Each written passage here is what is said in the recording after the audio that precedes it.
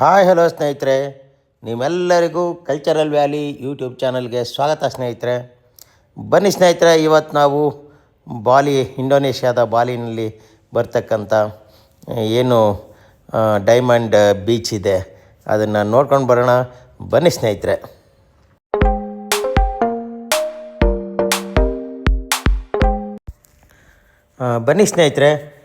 ಇವತ್ತು ನಾವು ಈ ಬಾಲಿನಲ್ಲಿರ್ತಕ್ಕಂಥ ಒಂದು ನುಸಾ ಪೆನಿಡಾ ಅಂತಕ್ಕಂಥ ಒಂದು ದ್ವೀಪವನ್ನು ನಾವು ನೋಡ್ಕೊಂಡು ಬರೋಣ.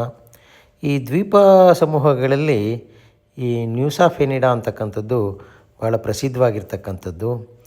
ಇದು ಸಮುದ್ರದ ಪಕ್ಕದಲ್ಲೇ ಇರೋದ್ರಿಂದ ಇದರಲ್ಲಿ ಬರ್ತಕ್ಕಂಥ ಅನೇಕ ಬೀಚ್ಗಳು ಬಹಳ ಪ್ರಸಿದ್ಧಿಯನ್ನು ಪಡೆದಿದೆ ಸ್ನೇಹಿತರೆ. ಹಾಗಾಗಿ ನಾವಿವತ್ತು ಇಲ್ಲಿ ಬರ್ತಕ್ಕಂಥ ಬೀಚ್ಗಳನ್ನು ನೋಡ್ಕೊಂಡು ಬರೋಣ. ಬನ್ನಿ ಸ್ನೇಹಿತರೆ. ನೋಡಿ, ಸುಂದರವಾಗಿರ್ತಕ್ಕಂಥ ಪ್ರಕೃತಿ, ಸುತ್ತಲೂ ಹಚ್ಚ ಹಸಿರಿನಿಂದ ಕೂಡಿರ್ತಕ್ಕಂಥದ್ದು, ಜೊತೆಗೆ ನೋಡಿ ಸಮುದ್ರ ಯಾವ ರೀತಿ ಕಾಣ್ತಾ ಇದೆ. ಅದ್ಭುತವಾಗಿರ್ತಕ್ಕಂಥ ಒಂದು ನೇಚರನ್ನು, ಪ್ರಕೃತಿಯನ್ನು ಹೊಂದಿರತಕ್ಕಂಥದ್ದು ಈ ದ್ವೀಪ ಸ್ನೇಹಿತರೆ. ಬನ್ನಿ ಸ್ನೇಹಿತರೆ, ಯಾವ್ಯಾವ ದ್ವೀಪಗಳಿದೆ, ಅಲ್ಲಿ ಏನೇನಿದೆ ಅಂತಕ್ಕಂಥದ್ದನ್ನ ನೋಡ್ಕೊಂಡು ಬರೋಣ. ಬನ್ನಿ ಸ್ನೇಹಿತರೆ.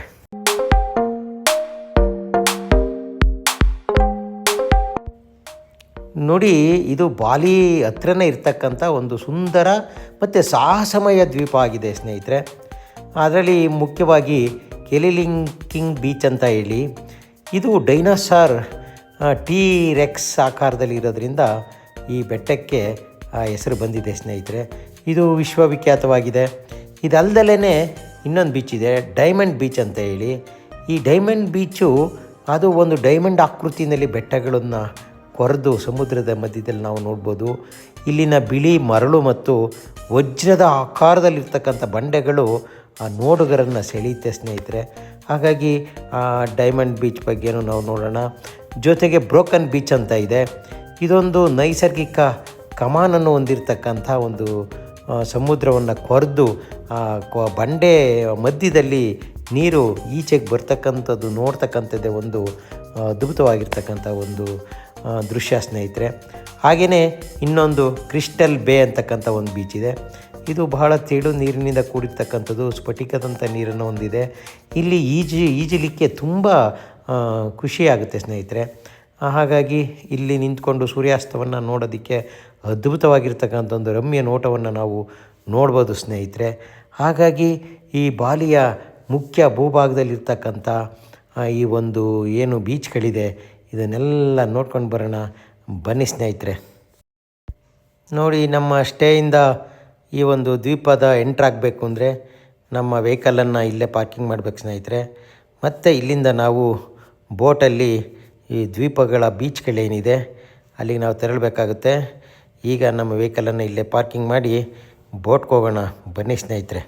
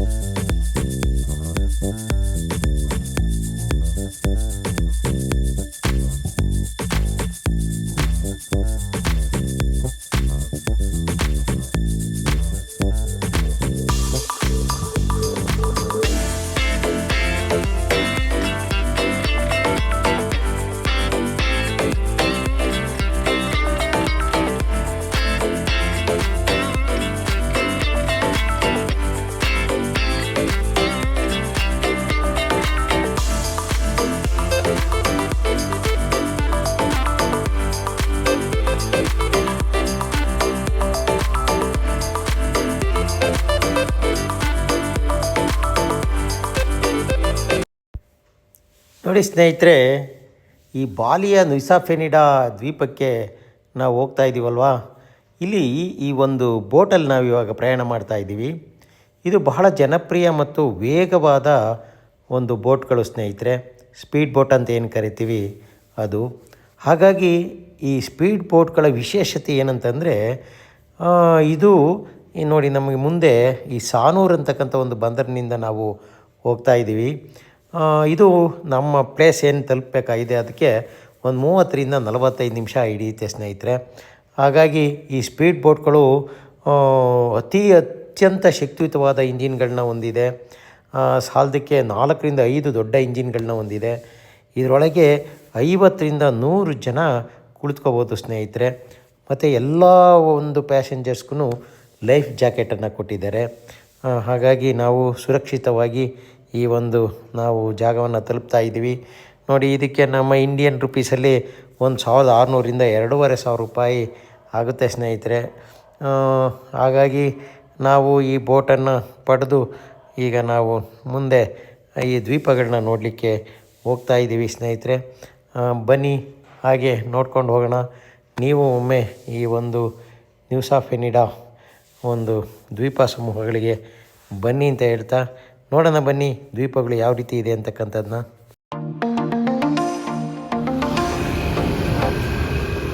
ನೋಡಿ ಸ್ನೇಹಿತರೆ, ನಾವು ಬಾಲಿಯ ದಕ್ಷಿಣ ಭಾಗದಲ್ಲಿರ್ತಕ್ಕಂಥ ಪಡಂಗ್ ಬೀಚ್ನ ನೋಡೋಕ್ಕೆ ಹೋಗ್ತಾ ಇದ್ದೀವಿ. ಈ ಪಡಂ ಬೀಚು ಯಾವ ರೀತಿ ಇದೆ ಅಂತಕ್ಕಂಥದ್ದನ್ನ ನೋಡೋಣ. ನೋಡಿ, ಹೋಗ್ತಕ್ಕಂಥ ಎಂಟ್ರೆನ್ಸ್ ಇದೆಯಲ್ಲ, ಇದೇ ಒಂದು ಬಹಳ ವಿಶೇಷವಾಗಿರ್ತಕ್ಕಂಥ ಒಂದು ಪ್ರವೇಶ ದ್ವಾರ ನೋಡಿ ಸ್ನೇಹಿತರೆ. ಈ ಬೀಚ್ಗೆ ಬಂಡೆಗಳ ನಡುವೆ ನಾವೀಗ ನಡ್ಕೊಂಡು ಹೋಗಬೇಕಾಗುತ್ತೆ. ಇದು ಪ್ರವೇಶ ದ್ವಾರನೇ ಇಷ್ಟು ಚೆನ್ನಾಗಿದೆ. ಕೆಳಗೆ ಇಳ್ಕೊಂಡು ನಾವು ಆ ಒಂದು ಬೀಚ್ ಹತ್ರಕ್ಕೆ ಹೋಗಬೇಕಾಗುತ್ತೆ ಸ್ನೇಹಿತರೆ. ಈ ಹೋಗ್ತಕ್ಕಂಥ ದಾರಿ ಇದೆಯಲ್ಲ ನೋಡಿ, ಮುಂದೆ ನಿಮಗೆ ಗೊತ್ತಾಗುತ್ತೆ. ನೋಡಿ, ಈ ಥರ ಬಂಡೆಗಳ ನಡುವೆ ನಾವು ಹೋಗಬೇಕಾಗುತ್ತೆ. ಒಂಥರ ಗುಹೆ ಥರ ಇದೆ ನೋಡಿ ಇಲ್ಲಿ. ಈ ಗುಹೆ ಅಂತ ಹಾದಿಯಲ್ಲಿ ನಡ್ಕೊಂಡು ನಾವು ಹೋಗೋದೇ ಒಂದು ವಿಶಿಷ್ಟವಾಗಿರ್ತಕ್ಕಂಥ ಒಂದು ಅನುಭವ ಸ್ನೇಹಿತರೆ. ನೋಡಿ ಹೋಗ್ತಾ ಇದ್ದೀವಲ್ವ, ಕೆಳಗೆ ನಮಗೆ ಆ ಬೀಚ್ ಯಾವ ರೀತಿ ಇದೆ ಅಂತಕ್ಕಂಥದ್ದು ಗೊತ್ತಾಗುತ್ತೆ. ನೋಡಿ, ಎಷ್ಟು ಒಂಥರ ಕ್ಲಿಷ್ಟಕರವಾಗಿರ್ತಕ್ಕಂಥ ದಾರಿ ಅನಿಸುತ್ತಲ್ವ, ಅಂಥದ್ದೇನಿಲ್ಲ. ಆರಾಮಾಗಿ ನಡ್ಕೊಂಡು ಹೋಗ್ಬೋದು. ಮೆಟ್ಲು ಥರ ಇದೆ. ಕೆಳಗೆ ಹೋದರೆ ನಮಗೆ ನೋಡಿ ದೂರದಲ್ಲಿ ಈಗ ನಮಗೆ ಬೀಚ್ ಕಾಣ್ತಾ ಇದೆ ಅಲ್ವ. ಬನ್ನಿ ಸ್ನೇಹಿತರೆ, ಬೀಚು ಏನೆಲ್ಲ ಹೊಂದಿದೆ ಅಂತಕ್ಕಂಥದ್ದನ್ನ ನಾವು ನೋಡೋಣ. ಇಲ್ಲಿ ವರ್ಷದ 9 ಕಾಲವೂ ಸಹ ಪ್ರವಾಸಿಗರು ಈ ಒಂದು ಬೀಚನ್ನ ನೋಡ್ಲಿಕ್ಕೆ ಬರ್ತಾರೆ. ಈ ಪಡಂ ಬೀಚ್ ಅಂತಕ್ಕಂಥದ್ದೇ ಒಂದು ಪ್ರವಾಸಿಗರಿಗೆ ಒಂದು ಸ್ವರ್ಗ ಸ್ನೇಹಿತರೆ. ಯಾಕಂತಂದರೆ ಇಲ್ಲಿ ಸರ್ಫಿಂಗ್ ಮಾಡ್ಬೋದು. ಸಮುದ್ರದ ಅಲೆಗಳ ಮೇಲೆ ಆರಾಮಾಗಿ ಸರ್ಫಿಂಗ್ ಮಾಡ್ತಾ ಖುಷಿ ಪಡ್ಬೋದು. ಇಲ್ಲಿ ಅಂತಾರಾಷ್ಟ್ರೀಯ ಮಟ್ಟದ ಸರ್ಫಿಂಗ್ ಸ್ಪರ್ಧೆಗಳು ಸಹ ನಡೆಯುತ್ತೆ ಸ್ನೇಹಿತರೆ. ಅನೇಕ ಫಿಲಮ್ಗಳು ಇಲ್ಲಿ ಶೂಟ್ ಆಗಿದೆ ಅಂತಕ್ಕಂಥದ್ದನ್ನ ನಾವು ಕೇಳ್ಬೋದು. ಹಾಗಾಗಿ ಈ ಒಂದು ವಿಶ್ವವಿಖ್ಯಾತವಾಗಿರ್ತಕ್ಕಂಥ ಈ ಪಡಂ ಬೀಚ್ ನೋಡಿ ಜನರಿಂದ ತುಂಬಿರ್ತಕ್ಕಂಥದ್ದು. ಇಲ್ಲಿ ಫಾರಿನರ್ಸು ತುಂಬ ಬರ್ತಾರೆ ಸ್ನೇಹಿತರೆ. ಎಲ್ಲ ಬೇರೆ ಕಂಟ್ರಿಯಿಂದ ಬರುವಂಥವ್ರು ಆರಾಮಾಗಿ ಇಲ್ಲಿ ಸ್ವಿಮ್ ಮಾಡಿ ಸರ್ಫಿಂಗ್ ಮಾಡಿ ಆರಾಮಾಗಿ ಮರಳಿನ ಮೇಲೆ ಬಿಸಿಲು ಕಾಯಿಸ್ತಾ ಇದ್ದಾರಲ್ವ ಸ್ನೇಹಿತರೆ. ನೋಡೋಣ, ನಾವು ಸಾಧ್ಯವಾದರೆ ನೀರಿಗೆ ಇಳಿಯೋಣ. ಬನ್ನಿ. ಇದಕ್ಕೆ ನೀವು ಬೆಳಗ್ಗೆ ಅಥವಾ ಸಂಜೆ ಟೈಮ್ ಬಂದರೆ ಜನ ಇಷ್ಟೊಂದು ಇರೋದಿಲ್ಲ. ಆದರೆ ಮಧ್ಯಾಹ್ನದ ಹೊತ್ತು ಇಲ್ಲಿ ಎಂಜಾಯ್ ಮಾಡಲಿಕ್ಕೇ ಜನ ಬರ್ತಾರೆ. ನೋಡಿ, ತುಂಬ ಆಳ ಇಲ್ದಲೇ ಇರ್ತಕ್ಕಂಥ ಈ ಬೀಚಲ್ಲಿ ಆರಾಮಾಗಿ ನಾವು ಸ್ವಿಮ್ ಮಾಡ್ಬೋದು. ತುಂಬ ಸುಂದರವಾಗಿರ್ತಕ್ಕಂಥ ತಿಳಿ ನೀರಿಂದ ಕೂಡಿರ್ತಕ್ಕಂಥ ಬಿಳಿ ಮರಳಿನಿಂದ ಆವೃತವಾಗಿರ್ತಕ್ಕಂಥ ಈ ಬೀಚ್ ಪ್ರದೇಶ ಏನಿದೆಯಲ್ಲ, ಅದ್ಭುತ ಸ್ನೇಹಿತರೆ. ನೀವು ಒಮ್ಮೆ ಈ ಒಂದು ಬೀಚ್ಗೆ ಎಂಟ್ರಿ ಕೊಟ್ಟರೆ ನಿಮಗೂ ಸಹ ಇದರ ಒಂದು ಎಕ್ಸ್ಪೀರಿಯನ್ಸ್ ಸಿಗುತ್ತೆ. ನೋಡಿ, ಎಲ್ಲ ಎಷ್ಟು ಚೆನ್ನಾಗಿ ಸ್ವಿಮ್ ಮಾಡ್ತಾ ಇದ್ದಾರಲ್ವರ. ಓಕೆ ಸ್ನೇಹಿತರೆ, ನೋಡಿ ತುಂಬ ಅದ್ಭುತವಾಗಿರ್ತಕ್ಕಂಥ ಬಾಲಿಯ ಈ ಒಂದು ಜಾಗಗಳು ಸ್ನೇಹಿತರೆ. ಆಮೇಲೆ ಇನ್ನೊಂದೇನೆಂದರೆ ಇಲ್ಲಿ ಉಲ್ವಾಟು ದೇವಸ್ಥಾನ ಇದೆ ಪಕ್ಕದಲ್ಲೇ, ಅಲ್ಲಿಗೂ ಸಹ ನೀವು ಭೇಟಿ ನೀಡ್ಬೋದು. ನೋಡಿ ಸ್ನೇಹಿತರೆ, ನಿಮ್ಮ ಮುಂದೆ ಕಾಣ್ತಾ ಇರ್ತಕ್ಕಂಥದ್ದು ಬ್ರೋಕನ್ ಬೀಚ್ ಅಂತ ಕರೀತಾರೆ ಸ್ನೇಹಿತರೆ. ಯಾಕಂತಂದರೆ ಈ ಬೆಟ್ಟ ಇದೆಯಲ್ಲ, ಬಂಡೆ ಇದೆಯಲ್ಲ, ಇದು ನೋಡಿ ಸಮುದ್ರ ಆ ಸೈಡ್ ಇದೆ. ಅಲ್ಲಿಂದ ನೀರು ಹೊಡೆದು ಒಂದು ರೀತಿಯ ಕಮಾನು ರೀತಿಯಲ್ಲಿ ಈ ಒಂದು ಬಂಡೆ ಓಪನ್ ಆಗಿದೆ ಸ್ನೇಹಿತರೆ. ಅಲ್ಲಿಂದ ಸಮುದ್ರದ ನೀರು ಈ ಕಡೆ ಬಂದು ಇಲ್ಲಿ ಒಂದು ದೊಡ್ಡ ಹೊಂಡ ಥರ ಆಗಿದೆ. ಇದು ನೋಡೋದೇ ಒಂದು ದೊಡ್ಡ ಅನುಭವ ಸ್ನೇಹಿತರೆ. ಅಂದರೆ ಬಹಳ ಆಳವಾಗಿದೆ, ಬಹಳ ತಿಳಿಯಾಗಿರೋದ್ರಿಂದ ನೋಡಿ ಕೆಳಗಿರ್ತಕ್ಕಂಥ ಬಂಡೆಗಳು ಅವಳುಗಳು ಎಲ್ಲವೂ ಸಹ ನಮಗೆ ಕಾಣಿಸುತ್ತೆ. ಆದರೆ ಇಲ್ಲಿ ಇಳಿಲಿಕ್ಕೆ ಅವಕಾಶ ಇಲ್ಲ ಸ್ನೇಹಿತರೆ. ನೋಡಲಿಕ್ಕೆ ಅದ್ಭುತವಾಗಿರ್ತಕ್ಕಂಥ ಈ ಬ್ರೋಕನ್ ಬೀಚ್ ಏನಿದೆ, ಬಾಲಿನಲ್ಲಿರ್ತಕ್ಕಂಥ ಒಂದು ನೈಸರ್ಗಿಕ ಒಂದು ಸೌಂದರ್ಯದ ವಿಶೇಷತೆ ಅಂತಲೂ ನಾವು ಕರಿಬೋದು ಸ್ನೇಹಿತರೆ. ಹಾಗಾಗಿ ಈ ಬಂಡೆ ಮಧ್ಯೆ ಇರುವ ಈ ಒಂದು ದೊಡ್ಡ ಒಂದು ರಂಧ್ರ ಅಥವಾ ಕೊರ್ಕೊಂಡು ಏನು ಬಂದಿದೆ, ಅದು ಒಂದು ವಿಶೇಷತೆ ಅಂತಲೂ ನಾವು ಹೇಳ್ಬೋದು ಸ್ನೇಹಿತರೆ. ಇದು ಬ್ರೋಕನ್ ಬೀಚ್ ಬಾಲಿ. ಆಮೇಲೆ ಇಲ್ಲಿಗೆ ರಸ್ತೆ ಅಷ್ಟು ಚೆನ್ನಾಗಿಲ್ಲ, ನಿಧಾನಕ್ಕೆ ಬರಬೇಕು, ಹಳ್ಳ ದಿಣ್ಣೆಗಳಿದೆ. ಹಾಗಾಗಿ ನೋಡಿಕೊಂಡು ನಾವು ಬರಬೇಕಾಗುತ್ತೆ. ಇಲ್ಲಿ ಯಾವುದೇ ಈಜಲಿಕ್ಕೆ ಅವಕಾಶ ಇಲ್ಲ, ಯಾಕಂತಂದರೆ ಆಳವಾಗಿರ್ತಕ್ಕಂಥ ನೀರು ಇರೋದ್ರಿಂದ ನಾವು ನೋಡಲಿಕ್ಕೆ ಅಷ್ಟೇ ಅವಕಾಶ ಇದೆ ಸ್ನೇಹಿತರೆ.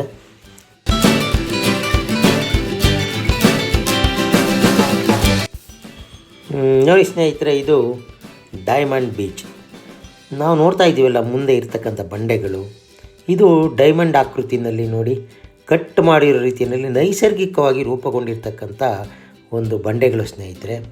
ಸಾಲದಕ್ಕೆ ಇಲ್ಲಿ ಬಿಳಿ ಮರಳಿರೋದ್ರಿಂದ ಈ ಕಡಲ ತೀರ ನೋಡಿ ಎಷ್ಟು ವೈಟಿಶ್ಯ ಕಾಣುತ್ತೆ ಅಂತಂದರೆ, ಬಹಳ ತಿಳಿ ನೀರಿನಿಂದ ಕೂಡಿರ್ತಕ್ಕಂಥದ್ದು, ಕ್ಲಿಯರ್ ಆಗಿರ್ತಕ್ಕಂಥದ್ದು, ಕ್ರಿಸ್ಟಲ್ ಕ್ಲಿಯರ್ ಅಂತಾರಲ್ಲ ಆ ಥರ ಇದೆ ಸ್ನೇಹಿತರೆ.